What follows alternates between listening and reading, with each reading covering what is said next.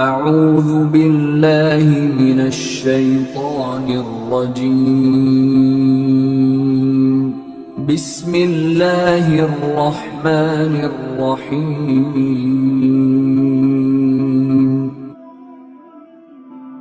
معزز سامعین کرام، تلاوت کردہ آیت کریمہ کے اندر ان الذین آمنوا وعملوا الصالحات سیجعل لهم الرحمن ودا، اس میں اللہ تبارک و تعالیٰ نے زینت العارفین، سلطان العادلین، امام الاولیاء والمتقین، داماد رسول، زوج بطول، منبع جود و سخا، تائیدار حل عطا، جناب سیدنا علی المرتضیٰ رضی اللہ تعالی عنہ کی عظمت اور شان کو بیان کیا اور ایمان کو بیان کیا۔ اور دوسری آیت کریمہ جو آپ کے سامنے پڑھی، افمن شرح اللہ صدرہ للاسلام فہو علی نور من ربہ، یہ آیت کریمہ علامہ طبری رحمۃ اللہ تعالی علیہ فرماتے ہیں کہ یہ آیت کریمہ جو ہے وہ سیدنا حمزہ رضی اللہ تعالی عنہ اور جناب حضرت علی کرم اللہ وجہہ الکریم، آپ دونوں کی ذات کے متعلق اللہ تبارک و تعالی نے نازل فرمائی، کیونکہ جناب سیدنا حمزہ رضی اللہ تعالی عنہ اور جناب حضرت علی المرتضیٰ رضی اللہ تعالی عنہ کو جو سینہ تھا وہ اللہ تبارک و تعالی نے اسلام کے لیے کھول دیا۔ اور اس آیت کریمہ کا ترجمہ بھی یہی ہے کہ افمن شرح اللہ صدرہ للاسلام فہو علی نور من ربہ، کہ بھلا ہے وہ سعادت مند کہ جس کے سینے کو اللہ تبارک و تعالی نے اسلام کے لیے کھول دیا۔ افمن شرح اللہ صدرہ للاسلام، کہ جس کے سینے کو اللہ تبارک و تعالی نے اسلام کے لیے کیا کر دیا، کھول دیا۔ فہو علی نور من ربہ، وہ اللہ تبارک و تعالی کی طرف سے، اپنے رب کی طرف سے وہ نور کے اوپر ہے۔ یہ آیت کریم ہے۔ تو معزز سامعین کرام، 21 رمضان المبارک سن 40 ہجری بروز اتوار جناب سیدنا علی المرتضیٰ رضی اللہ تعالی عنہ کی شہادت کا دن ہے، اور یہ بھی رمضان المبارک ہے۔ اور رمضان المبارک کا آج جمعۃ المبارک 24 رمضان المبارک سن 1442 ہجری میں آج ہم یہاں پر موجود ہیں۔ 1400 سال گزرنے کے بعد بھی اللہ تبارک و تعالیٰ کی توفیق سے ہم ان کا ذکر کر رہے ہیں، اور ان کا ذکر جاری اور ساری ہے، اور ہم بھی چلے جائیں گے، اور بعد والے ایمان والے مومنین، متقین، محبین، وہ ان ہستیوں کا ذکر کرتے رہیں گے، اور ہمیشہ ان کا ذکر جاری اور ساری رہے گا۔ اور یقینی سی بات ہے کہ جب ان کا ذکر چھیڑتے ہیں، ان کے متعلق، ان کی سیرت کے متعلق اور ان کی عادات اور ان کے اقوال جب پڑھتے ہیں یا سنتے ہیں تو محسوس ہی نہیں ہوتا کہ یہ 1400 سال پہلے کی بات ہے۔ جس طرح ان کا ذکر آج توانائی اور ایمان کی تازگی کا سما مہیا کرتا ہے، تو لگتا نہیں کہ یہ 1400 سال کا عرصہ گزر گیا، لگتا ہے یہ کل ہی کا واقعہ ہے، کل ہوا اور آج ہم بیان کر رہے ہیں۔ اور ان ہستیوں کا ذکر کرنے سے ایمان کی تازگی کا سامان ہوتا ہے، اور پھر محبت کے اندر بھی کیا ہوتا ہے، اضافہ ہوتا ہے۔ میرے کریم آقا علیہ السلام، اور ان کی محبت یقیناً مومن کے لیے یہاں بھی سود مند ہے اور آخرت میں بھی مفید ہے۔ ان کی محبت یہاں پر بھی فائدہ دے گی اور آخرت میں بھی کیا دے گی، فائدہ دے گی۔ حضرت عباس رضی اللہ تعالی عنہ کا قول اور حدیث پاک ہے، حضور علیہ السلام کی، اور آپ اس کے راوی ہیں۔ کریم آقا علیہ السلام نے فرمایا کہ جو علی کی محبت ہے نا، علی ابن طالب کی محبت ہے، وہ یأکل الذنوب کما تأکل النار الحطب۔ فرمایا کہ حضرت علی رضی اللہ تعالیٰ عنہ کی محبت کے بارے میں کہ جو اس کی محبت ہے نا، وہ بندے کے گناہوں کو ایسے مٹا دیتی ہے، جلا دیتی ہے، جیسا کہ آگ لکڑی کو جلا دیتی ہے۔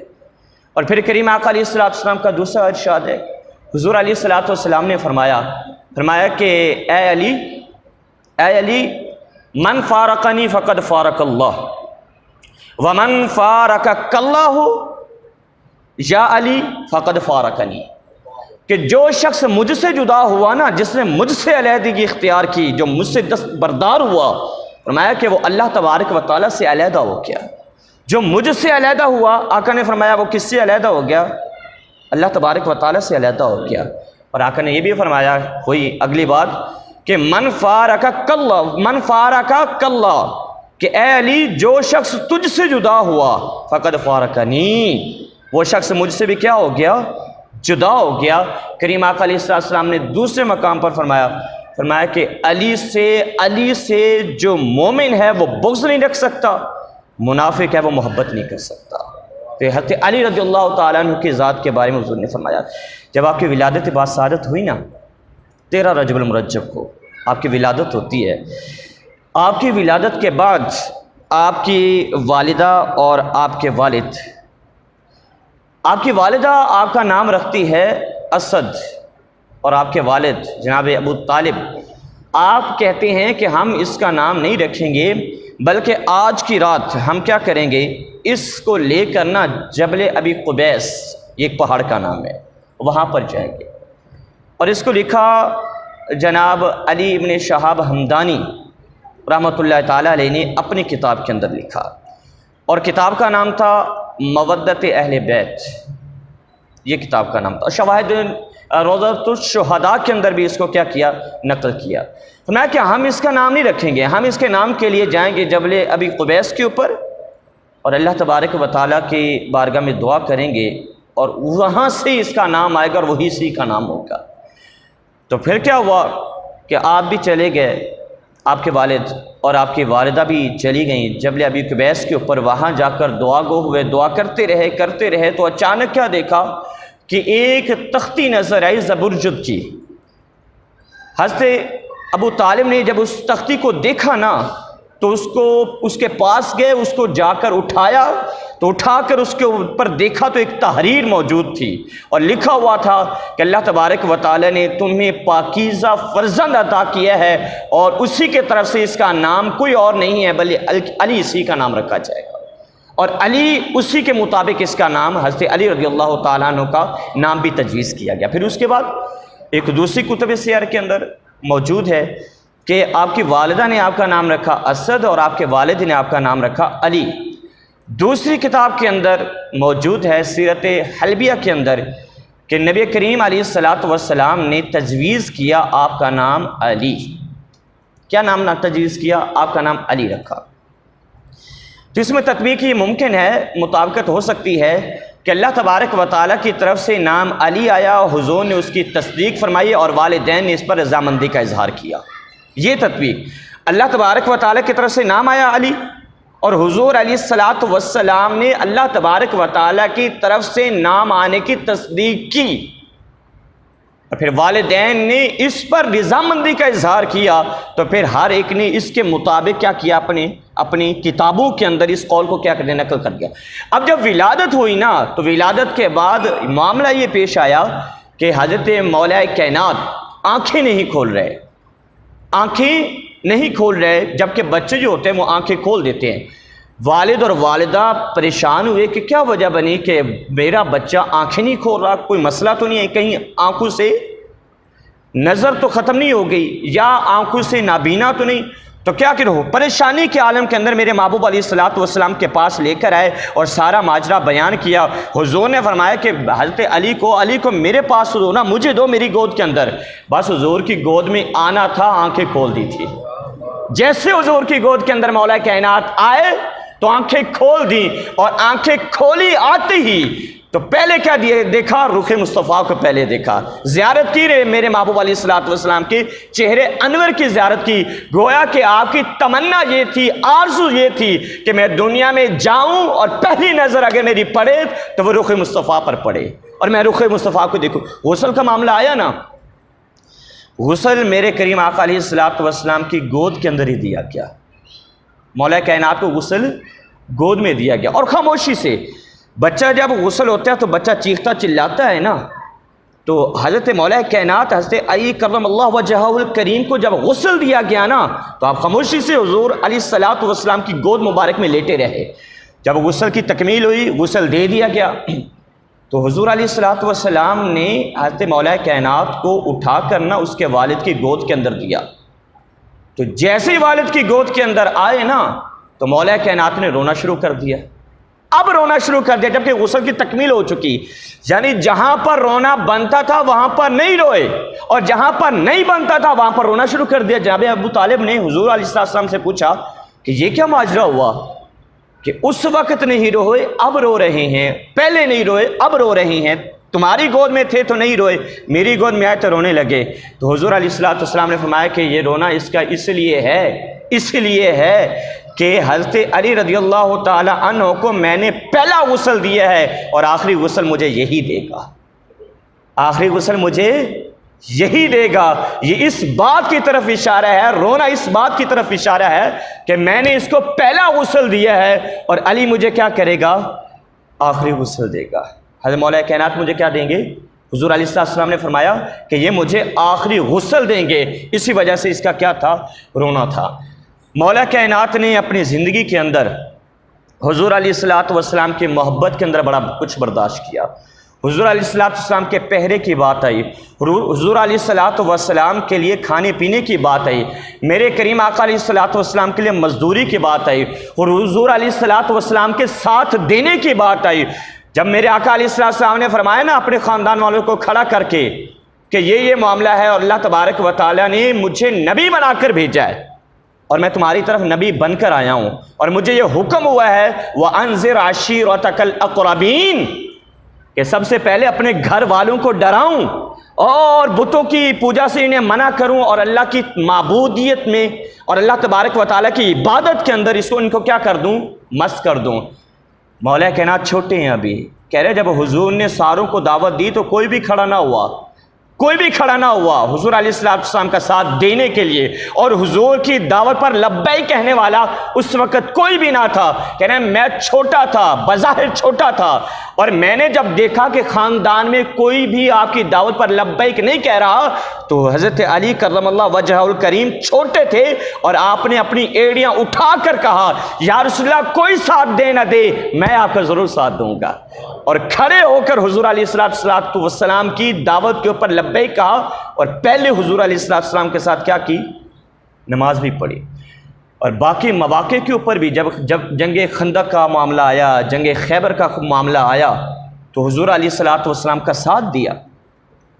اور ایک جنگ میں غالباً جنگ خیبر تھی، حضور علیہ السلام نے جب آپ کو بھیجا جنگ لڑنے کے لیے تو حضرت علی کرم اللہ وجہ الکریم نے بڑی جان نثاری کے ساتھ، بہادری کے ساتھ کئی کافروں کو جہنم واصل کیا۔ جب کئی کافروں کو جہنم واصل کر کے آئے نا تو پھر کیا ہوا؟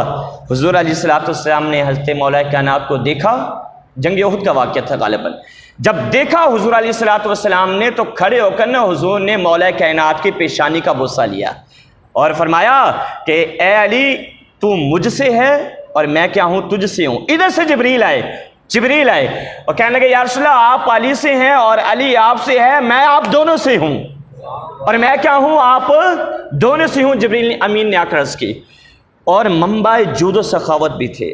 آپ نے اپنی زندگی کے اندر سخاوت، ہر موقع کے اوپر سخاوت کی، اور ہر موقع کے اوپر غریبوں کا، ناداروں کا، یتاما کا، مساکین کا آپ نے کیا کیا؟ خیال کیا۔ وہ بڑی مشہور بات ہے نا، کتب سیر کے اندر بھی موجود ہے وَيُطْعِمُونَ الطَّعَامَ عَلَىٰ حُبِّهِ مِسْكِينًا وَيَتِيمًا وَأَسِيرًا۔ حضرت مولا کائنات کے دونوں شہزادے حسنین کریمین رضی اللہ تعالی عنہما جب بیمار ہوئے نا تو ایک روایت کے مطابق حضور نے فرمایا، حضور علیہ السلام نے فرمایا کہ اے علی، حضور جب آئے نا عیادت کے لیے، اپنے نواسوں کی عیادت کے لیے، حسنین کریمین دونوں بیمار تھے، حضور نے فرمایا کہ اے علی شہزادوں کی طبیعت زیادہ خراب ہے تو تم ایسا کرو اللہ کے حضور نا روزے کی منت مانو۔ کیا کر لو؟ روزے کی منت مان لو، اور اللہ تبارک و تعالی انشاءاللہ تم جب منت مانو گے اللہ ان دونوں شہزادوں کو نا صحت یاب کر دے گا، صحت عطا کر دے گا۔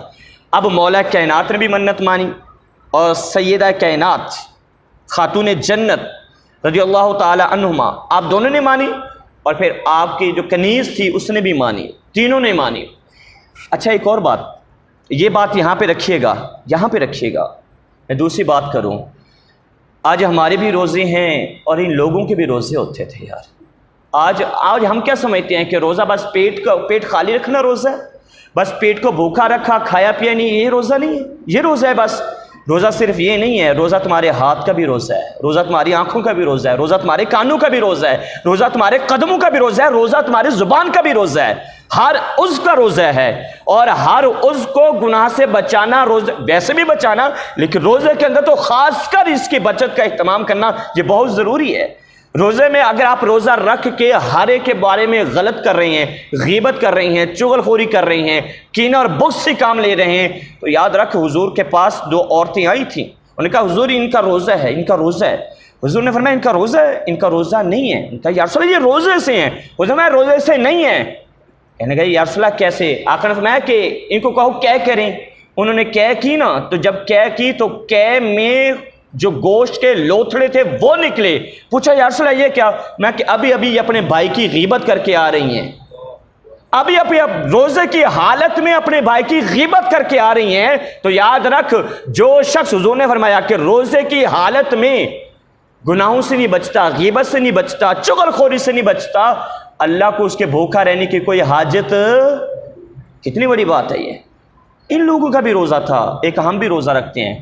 مولا کائنات کو ایک تابعی بزرگ ہیں، فرماتے ہیں کہ میں نے نا بڑا شوق تھا مجھے مولا کائنات کو دیکھنے کا۔ وہ بات وہیں پہ رکھیے گا، اس کو میں لے کر چلتا ہوں، لیکن یہ بات میں یہاں پہ کر دوں، بڑی دلچسپ ہے اور ایمان تازہ کرنے والی ہے۔ یار کیسے روزے رکھے انہوں نے، اور کیسے ثقافتیں کی، اور کس طریقے سے لوگوں کو کھلایا۔ وہ حضور کا فرمان ہے نا کہ جو کسی روزہ دار کو کھلاتا ہے نا، کھلاتا ہے، کسی کا روزہ افطار کرواتا ہے، اللہ پاک بغیر روزے دار کے اجر میں کمی کیے، یعنی روزہ دار کو تو وہی ثواب ملتا ہی ملتا ہے جو روزہ افطار کراتا ہے، اللہ اسے بھی اتنا ثواب عطا کرتا ہے، اسے بھی وہی ثواب عطا کے۔ اس صحابہ نے پوچھا یا رسول اللہ وہ پیٹ بھر کے کوئی نہ کھلا سکے، جس کے پاس اتنا اہتمام نہ ہو، اتنا یہ نہ کر سکے، وہ پانی کی گھونٹ تک بات آ گئی تھی۔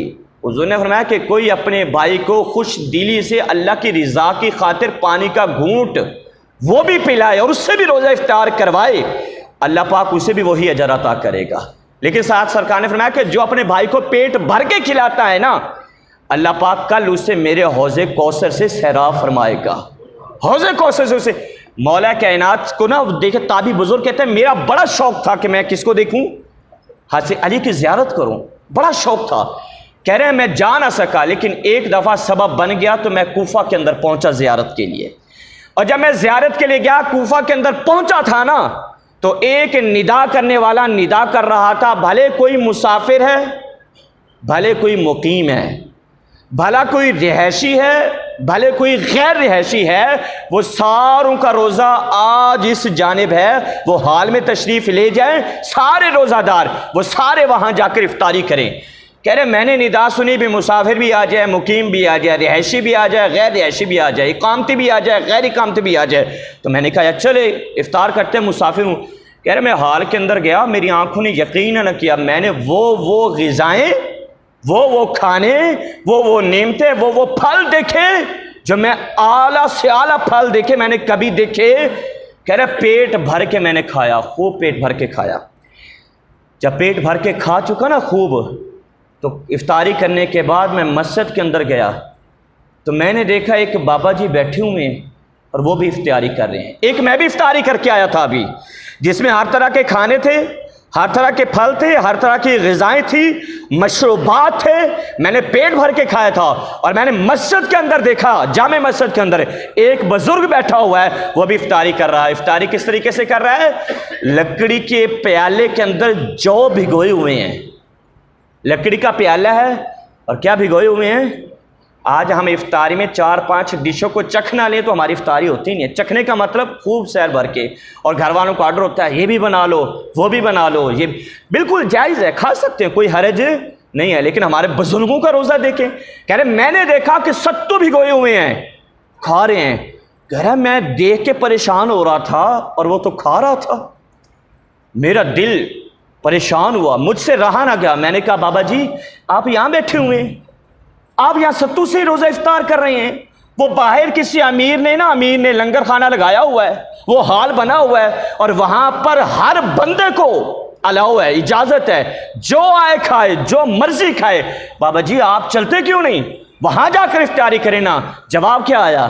جواب آیا کہ میں اللہ کی رضا کے اوپر راضی ہوں۔ کس پر راضی ہوں؟ اللہ کی رضا پر راضی ہوں اور میں نے دنیا کو 3 طلاقیں دے دی ہیں، دنیا سے میرا کوئی تعلق نہیں ہے۔ کہہ رہا مجھ سے پھر بھی نہ رہا گیا، میرے دل نے برداشت نہ کیا۔ میں نے کہا بابا جی نہیں جاتے نا، میں خود جاتا ہوں، میں خود جا کر ان کے لیے کھانا بھی لے کر آتا ہوں، پھل بھی لے کر آتا ہوں، مشروبات بھی لے کر آتا ہوں اور ان کو پیش کرتا ہوں۔ یہ کیوں کھا رہے ہیں یہ ستو یہاں بیٹھ کر؟ کہہ رہے میں واپس لنگر خانے میں گیا، لنگر خانے میں گیا اور میں نے جا کر لوگوں سے پوچھا یار لنگر خانے کا نا انچارج کون ہے، انچارج کون ہے؟ کہنے لگا بابا جی بھی بڑے سونے تھے۔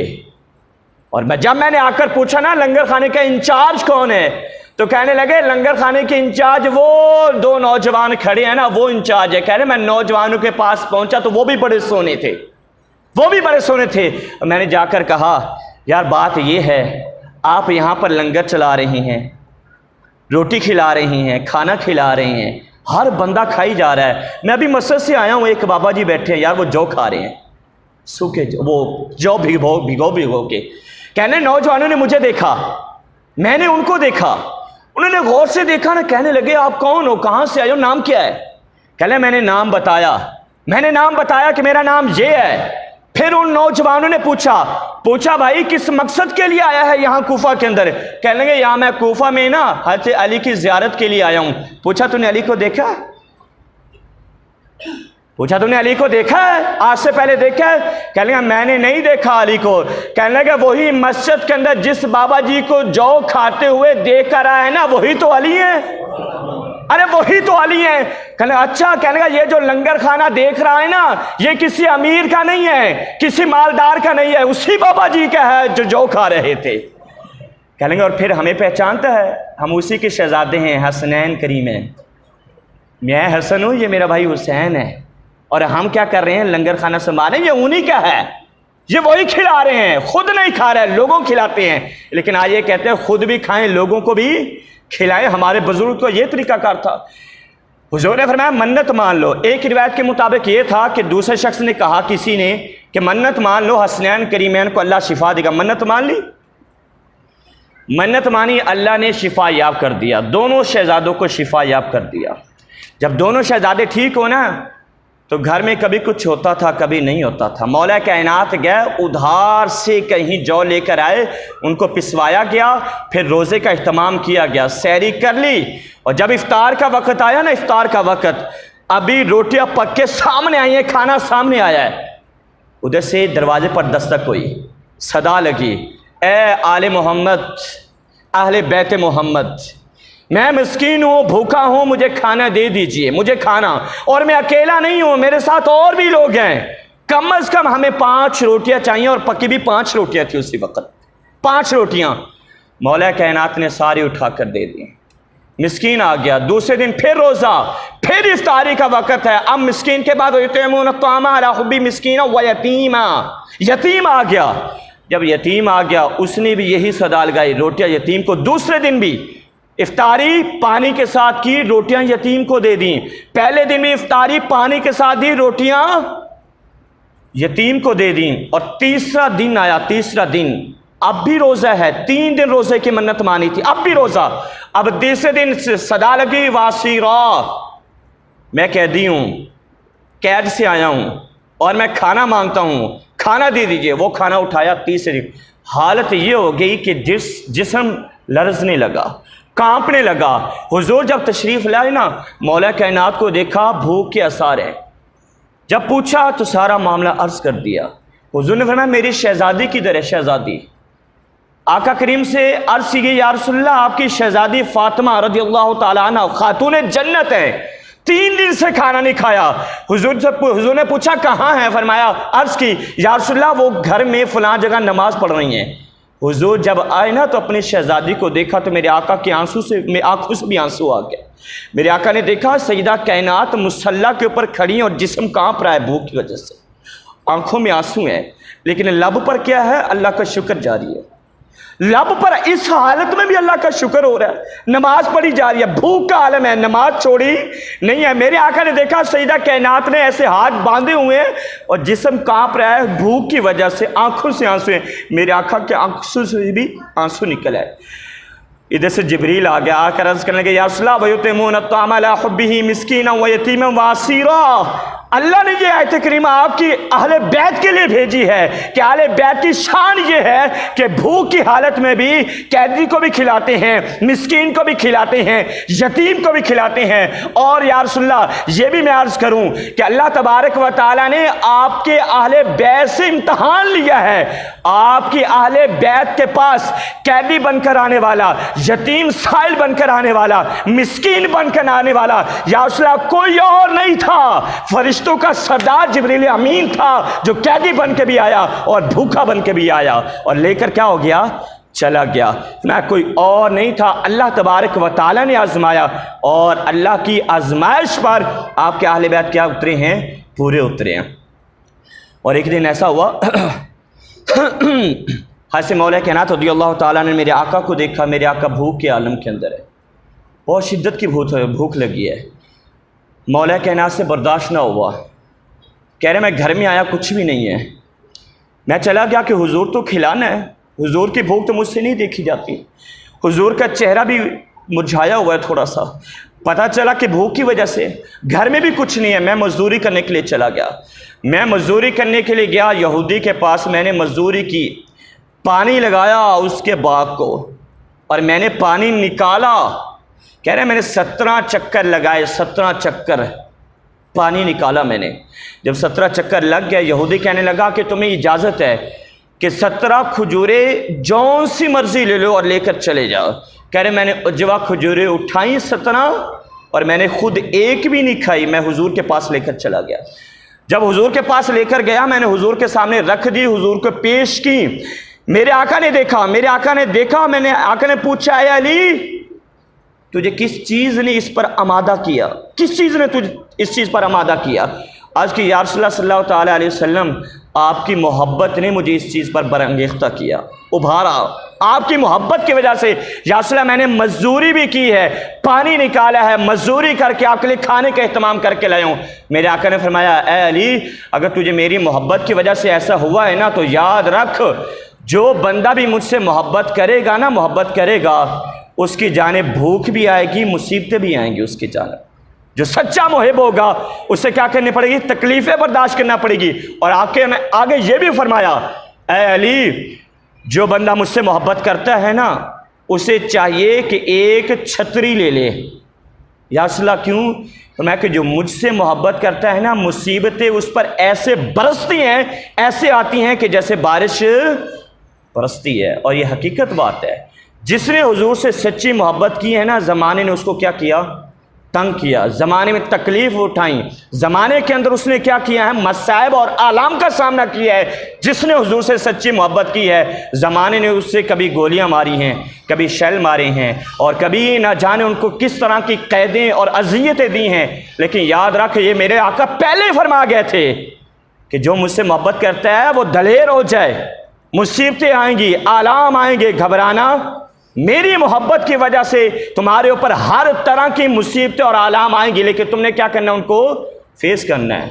دھرنا کی بات ہے، یہ دھرنا کے اندر میں آنکھوں سے آنسو آگے میرے، روزے کی حالت کے اندر تھے لوگ، روزے کی حالت کے اندر ایک شخص، ایک نوجوان ایسا تھا جس نے روزہ رکھا ہوا تھا، گولی لگی، جان جانے لگی، اس کی جان جانے لگی، جب جان جانے لگی نا اس کی تو کیا ہوا؟ ایک لڑکا خود کہتا ہے کہ میں پانی لے کے گیا، اس کو پانی میں نے دیا، میں نے کہا یار پانی پی لے شاید تیری جان بچ جائے، تجھے ہوش آ جائے، تکلیف تھوڑی تیری کم ہو جائے، کہنے گا میں نے پانی نہیں پینا، کیوں؟ میں روزے کی حالت میں اپنے آقا سے ملنا چاہتا ہوں، میں روزے کی حالت میں اپنے آقا سے ملنا چاہتا ہوں۔